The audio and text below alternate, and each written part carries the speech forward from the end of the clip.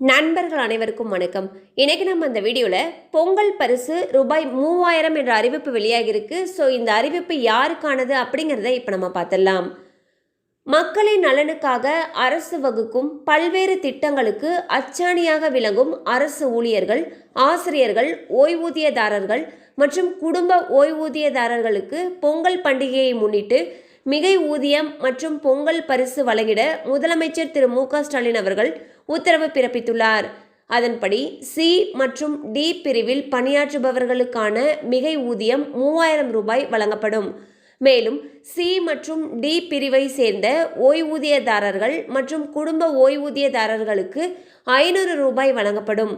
இதனைப் போலவே தொகுப்பூதியம், சிறப்பு காலம் வரை ஊதியம் பெறுபவர்களுக்கு 1000 ரூபாய் பொங்கல் போனஸ் வழங்கப்படும் என்று தமிழக அரசு அறிவித்துள்ளது. ஸோ பார்த்தீங்கன்னா தமிழக அரசு பொங்கல் போனஸ் அறிவிச்சிருக்காங்க.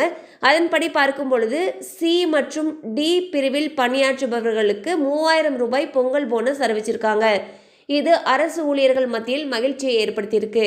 கண்டிப்பாக அந்த அப்டேட் உங்களுக்கு பயனுள்ளதாக இருந்திருக்கும் நம்புகிறோம். மேலும் இது போல் அப்டேட்ஸ் உங்களை உடனே ரீச் ஆகணும்னு நினச்சிங்கன்னா நம்ம சேனலோட தொடர்ந்து இணைந்திருங்கள். தேங்க்யூ ஃபார் வாட்சிங்.